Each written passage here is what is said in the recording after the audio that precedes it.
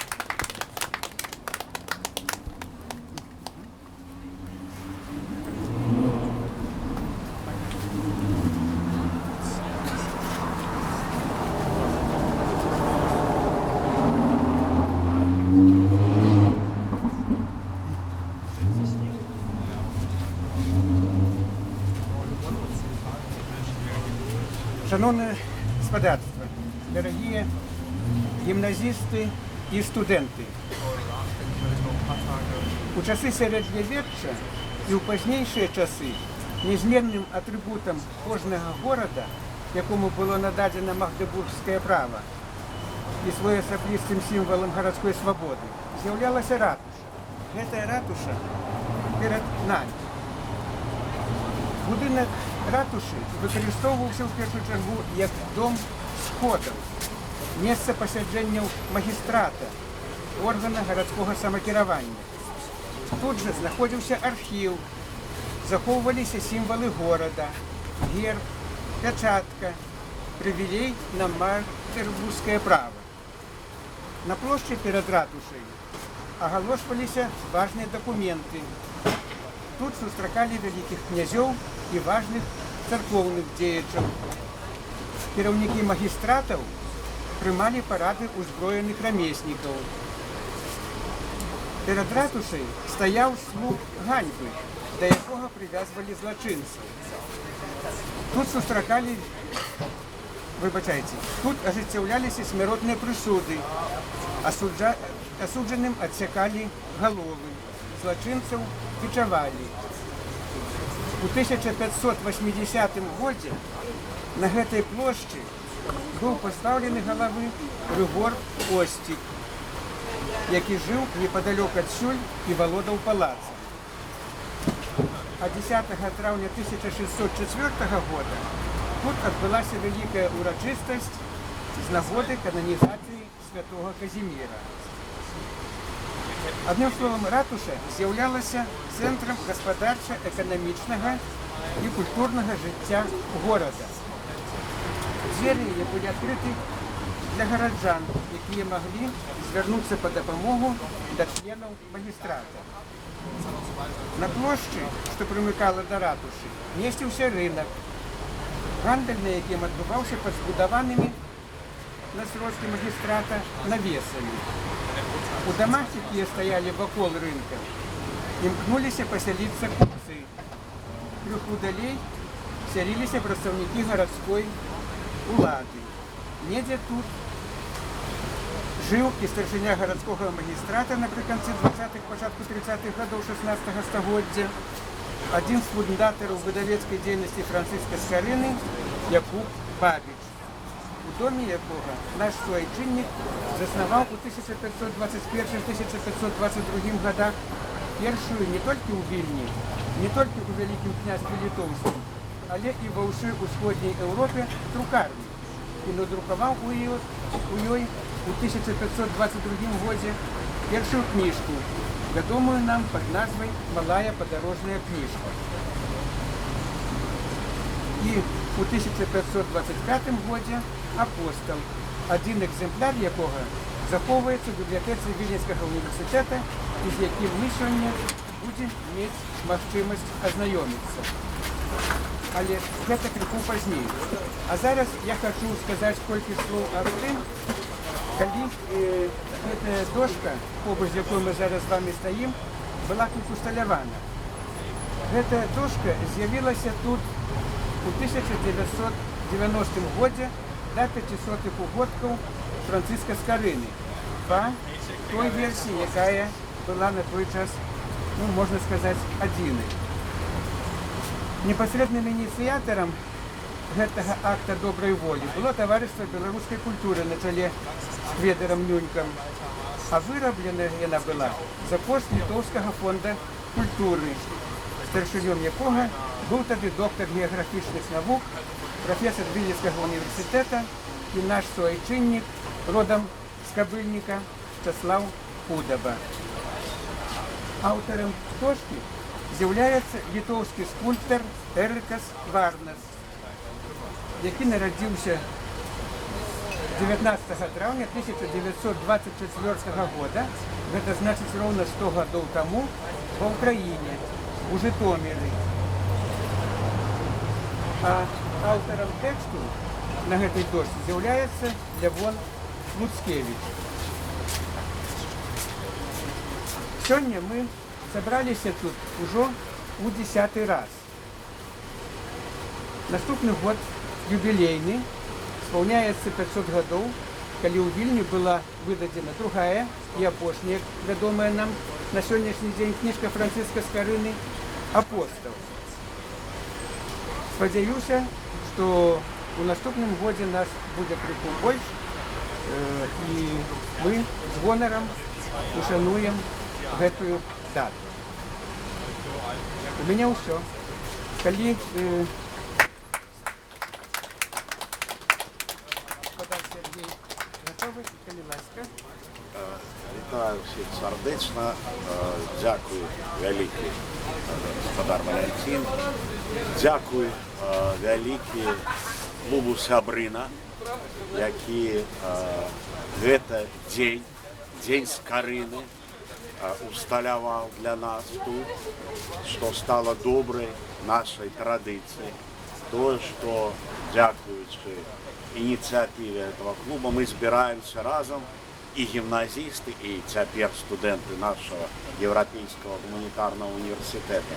Так 5000 гадоў таму з гэтага месца пачыналася гісторыя кніжнага друку.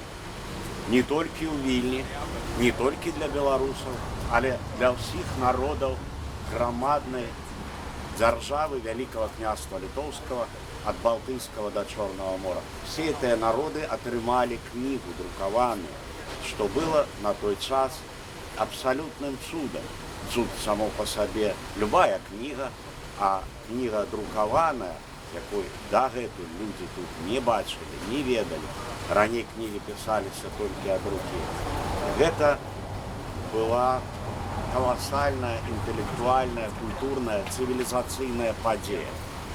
І калі мы гаворым пра Францішка Скарыну, натуральна, мы згадуем ягоны вычын, ягоны подзвіг як першадрукара, чалавека кнігі, вераемна, перакладчыка, дакладна аўтара прадмоваў да гэтых кнігаў, які здолеў наладзіць эту творчасць. Але часта мы забываем, кім першую чаргу лічыўся Скарына. Ён лічыўся доктарам. Ён быў надзвычай вядомы ў Европе доктар, які сам меней лекаваў 4 монахаў. І, натуральна, калі імператор Священнай Рымскай імперіі Максіміліан звяртаўся да нашага земляка, суайчынніка, як да доктара, альбо герцог прускі Альбрехт звяртаўся і цэніў яго як доктара, пішучы великаму князю каралю Жыгімонту ухвальныя лісты, адзначаючы вялікае майстэрства доктарскае нашага земляка. Гэта таксама заслугоўвае асобнай гутаркі. Роўна ж як і тое, што на свой час ён быў адным з самых выбітных майстраў садоўніцтва. Ён стварыў на замову імператора Максіміліяна першы в Празе каралеўскай каралеўскі сад. Это был шедевр. Не просто перанесеныя і сабраныя расліны, якія заквітнелі, а ўпершыню в гісторыі так далёка на поўнач заквітнелі фіні, інжыры, апельсіны, лімоны, якія да сёння тыя лімоны, пасаджаныя яшчэ з карынам, з тых насёнаў прарошчаныя, несупынна 5000 гадоў квітнеюць. І на свой час это был колоссальная падзея, шедевр інжынернага мастацтва, будаўнічага мастацтва, бо давялося там рабіць на гарах складаныя будаўнічыя работы. І тое, што все это яшчэ і заквітнела, і існуе да сёння славуты каралеўскі сад на Гранчанах, это, конечно, таксама заслугоўвае асобнай вялікай гутаркі. І натуральна, што такія уникальные особы, ренессансные, мы теперь их называем, будучи наближенными до самых-самых монархов, якія им доверяли, натурально виконував і шматлікія дыпламатычныя миссии. Бо хто, як не лекар, перадасть тое, што часам не варта можа і пісаць на паперы. Таким чынам, адзначаючы тут сёння этот Скарынаў дзень, мы шануем кнігу, мы помним пра вялікі подвиг, якому 5000 гадоў нашого гениального земляка, а таксама не будем забываць, што ён быў жывы, реальны чалавек, які вельмі шмат зрабіў, які перадусім вельмі шмат вучыўся. Я цяпер звяртаюся да нашых гімназістаў і студэнтаў. Ён, скончыўшы, быў і універсітэт у Кракаве. Адпаведна для гэтага ён вывучыў вольна лацінскую мову, якая тады была мовою навукі. Затым закончыў сваё навучанне Паду в Італіі і з гонарам абараніў ягонае імя, внесенае в зале славы Падуанскага універсітэта, аднаго з найстарэйшых в Европе. Пра гэта і пра шмат чаго іншага я запрашаю вас паговорить, паслухаць наш універсітэт пасля той экскурсіі, якую зараз разам з Валянцінам Стэхам вы здзейсніце і пабачыце на ўласныя вочы унікальную эту першую нашу кнігу. Дзякуй.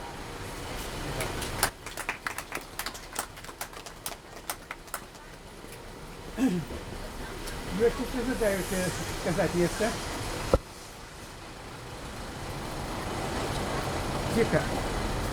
Вы хочете? Степан Захаркевич скажет. Ні, ён адмовіўся адразу.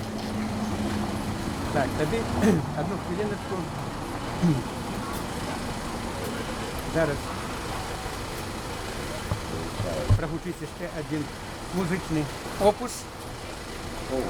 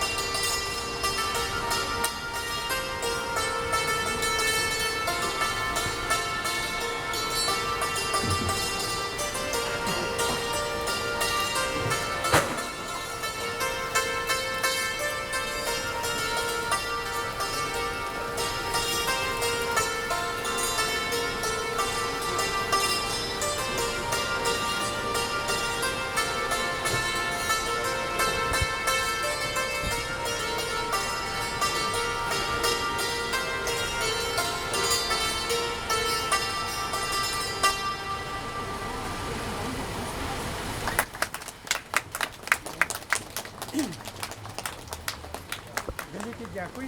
А зараз я запрошую усіх у Віленський університет, де у нас буде можливість ознайомитися з запрошенням виданням Франциска Скорини